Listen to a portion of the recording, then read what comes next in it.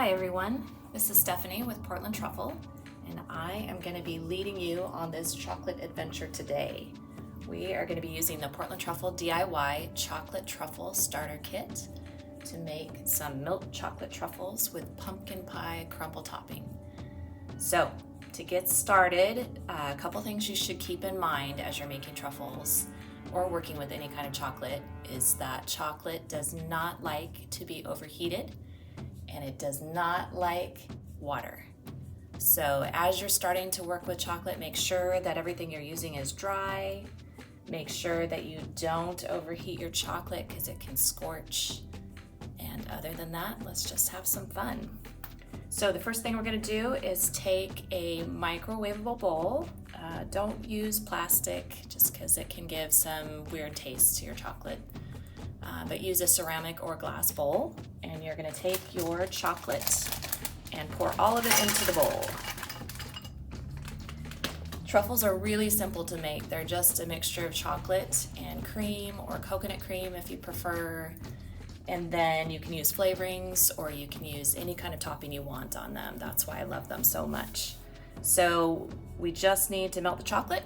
We're gonna mix it with some cream and then we're gonna let it chill before we scoop it. Now, keeping in mind that chocolate does not like to be overheated, we're gonna go really slow. So you need to be really patient and bring out your Zen self when you do this. We are gonna microwave this chocolate about 20 seconds at a time, and we're gonna stir it after every single time we microwave it.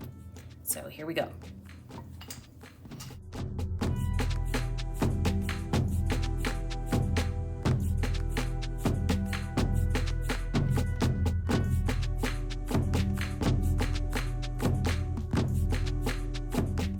All right, third round, we're starting to see a little more something happening. Perfect.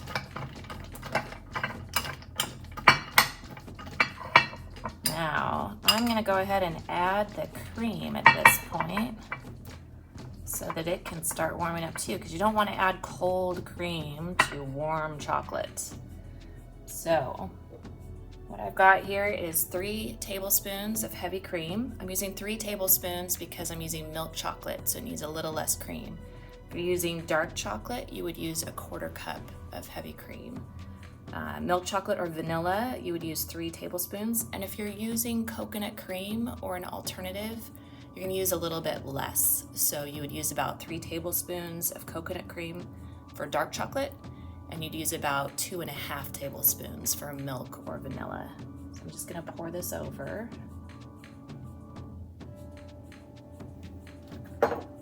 And go back to microwaving. Okay, this looks pretty good.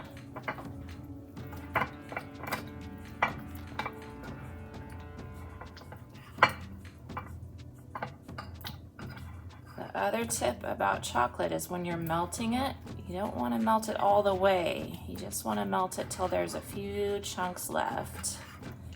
And then stir it really well, because the friction will spread the heat around and will help get all those chunks out of there without overheating. This, I can tell, is still a little too chunky. See how big those pieces are that aren't melted? So I'm gonna go ahead and put this back in maybe for just 10 more seconds this time. All right, there we go.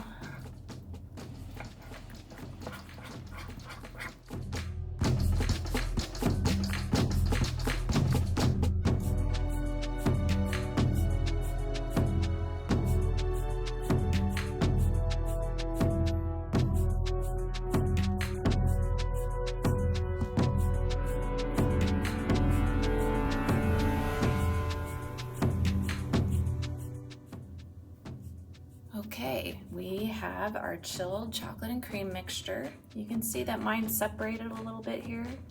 Don't worry about that, it's not gonna make any difference. And what we're gonna do is take our scoop and we're gonna make little balls, all the same size with this. That's why the scoop is helpful. And I just have another little plate here that I'm gonna use. So your chocolate should be firm to the touch.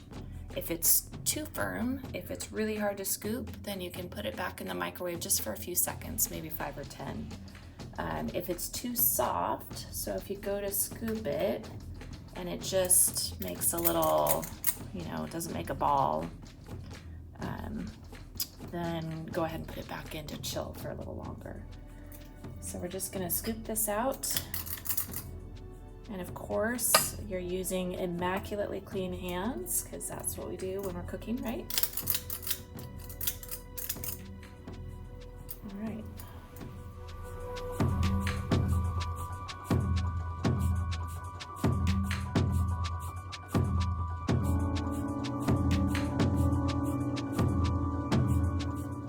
We're done scooping out all the chocolate. I ended up with, let's see, 18 little balls of ganache. You might have more or less depending on how much you filled up your scoop when you were scooping, so don't worry about the total numbers. The gift box that came in your starter pack holds about 9. So regardless, you should have enough to fill that gift box if you want to do that, plus some for you. So I'm going to show you how to top the truffles now. I've got the little bag of pumpkin pie crumble topping here in a little bowl. And if you want, now would be the time to put on those plastic gloves. I don't usually use them, but you're welcome to. Do make sure your hands are really clean if you're not using the gloves. I'm gonna set out some of these little candy cups for my truffles, so I can just drop the finished truffles right into them. And then I'm also gonna take a second here to just break up the crumble a little bit more, because sometimes the big pieces don't stick as well to the chocolate. So just with my fingers making a giant mess, go ahead and crumble it up a little bit more. And then all you're gonna do is take one of the balls of chocolate that you have there and roll it between your palms until it's nice and smooth, and then drop it into your topping. So here we go. This also, when you're rolling it, it also warms it up just a little bit, so you get a nice smooth ball of ganache, and then you can put it into your topping. And I like to press the topping on there to get it good and covered, like that, and then just sort of shape it into a nice round shape like that. It goes in the candy cup. All right, so we have done melt, mix, chill, scoop, and top. All that's left is to put together our gift box and to fill it up. Thanks for coming along on this adventure with me. I'll catch you next time.